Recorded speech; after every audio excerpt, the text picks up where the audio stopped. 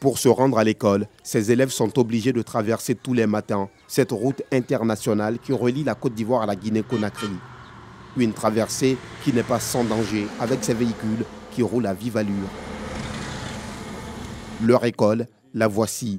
Le groupe scolaire Bonon Bizei Tafla, des salles de classe rudimentaires faites de bois, de terre et de paille. Et faute de table-banc, 3 élèves s'assoient ensemble.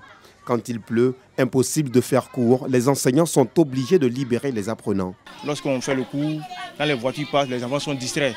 Voilà, ils regardent au dehors là-bas parce que nous n'avons pas de bonnes salles de classe. Ce matin, les parents d'élèves sont venus, sur convocation de la direction de l'école, s'imprégner des résultats de leurs enfants. Dosogui Koulibaly était le président de l'ex-COGES, comité de gestion des établissements scolaires de Bonon Bizei Tafla, jusqu'à sa suppression par le gouvernement il y a quelques mois. Selon lui, plusieurs actions ont été entreprises pour la construction d'une école moderne, mais aucune d'entre elles n'a abouti. PPU est venu pour un premier temps. On avait commencé un bâtiment ici. Ils sont venus. Le lieu qu'ils ont trouvé, c'est ce lieu qu'ils ont trouvé pour pouvoir faire le bâtiment. Et puis ils nous ont dit de déterrer le bâtiment. On a déterré toute la fondation. Ça c'était en 2013.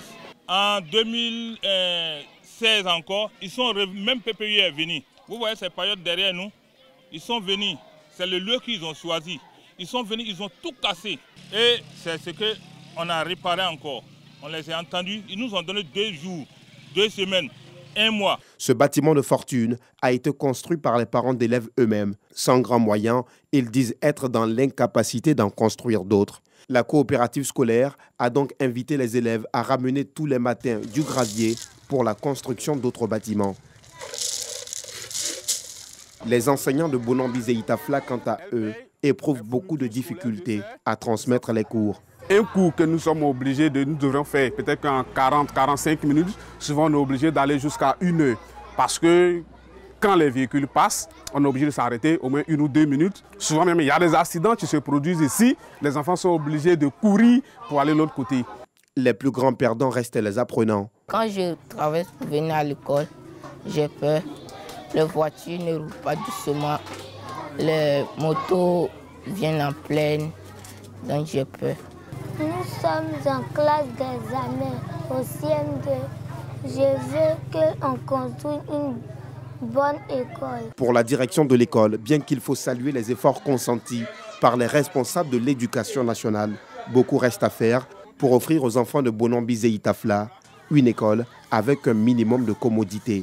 Nous n'avons pas de point d'eau, les enfants ne savent pas où aller boire. Ils sont obligés souvent de se diriger chez les enseignants. Nous avons besoin d'une cantine scolaire parce qu'il y a des élèves qui viennent des campements environnants et quand il est midi, franchement, ils ont du mal à trouver de quoi manger. En attendant d'avoir une école beaucoup plus moderne, les élèves des groupes scolaires Bonon Bizei Tafla 1 et 2, comme vous pourrez le voir juste derrière nous, continuent d'apporter tous les matins des graviers. Cette initiative de la coopérative scolaire vise à construire soi-même une école moderne ici dans le village de Bonon Bizei Tafla, car jusque-là, toutes les promesses n'ont pas été tenues. Bonne nouvelle pour les pèlerins du contingent étatique et pour les opérateurs privés du Hadj. Les candidats du Hadj 2020 pourront accomplir le Hadj, 5e pilier de l'islam, cette année. C'est ce qu'a confié le directeur général des cultes, président du comité de surveillance du pèlerinage à la Mecque, à la presse.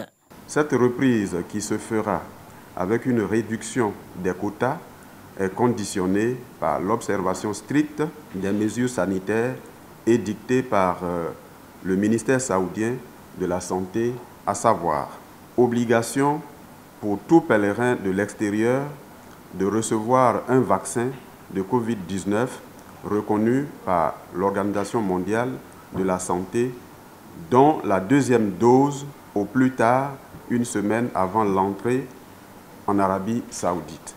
Isolement de 72 heures après l'arrivée, en plus d'un autre test PCR 48 heures après par une structure agréée par le prestataire de service du pèlerin.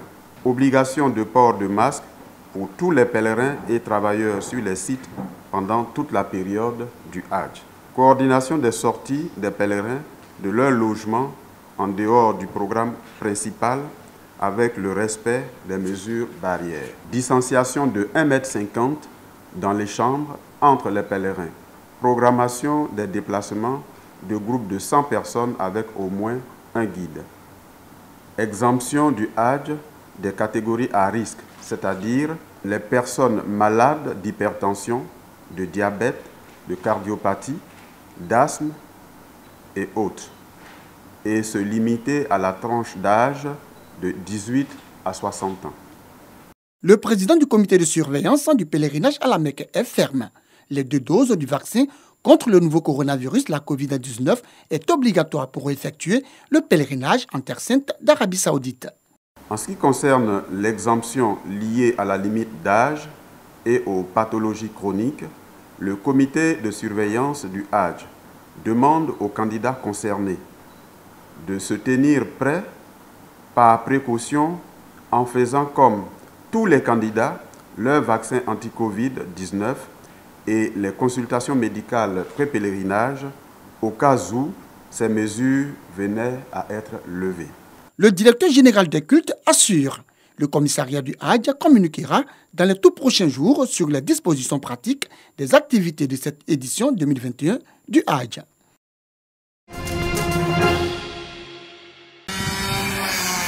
Le karting est le sport qu'a choisi Darel Burry, jeune franco-ivoirien de 12 ans en classe de 5e dans le nord de la France.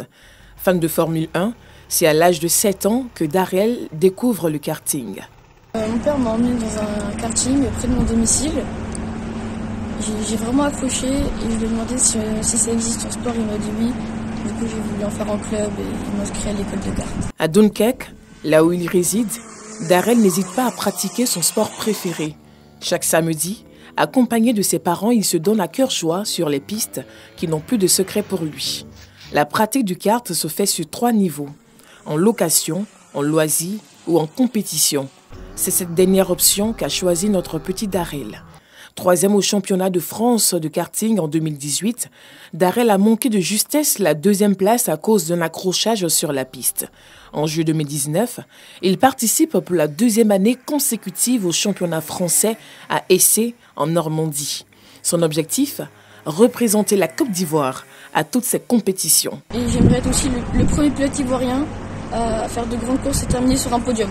Même s'il est conscient que c'est un sport qui coûte cher, entre les entraînements, les déplacements et les engagements, Darel demande le sponsoring des autorités ivoiriennes pour l'accompagner pleinement à la réalisation de son rêve.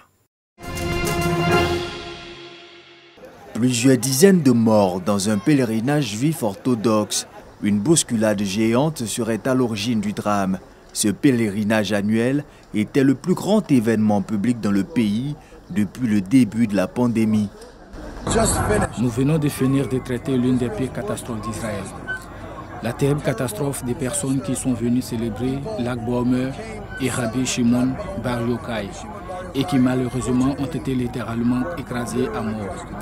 De nombreuses personnes ont été blessées et tuées ici et les bénévoles que vous voyez derrière nous en ce moment ont été rassemblés pour un débriefing immédiat. Il y a une cellule de soutien psychologique.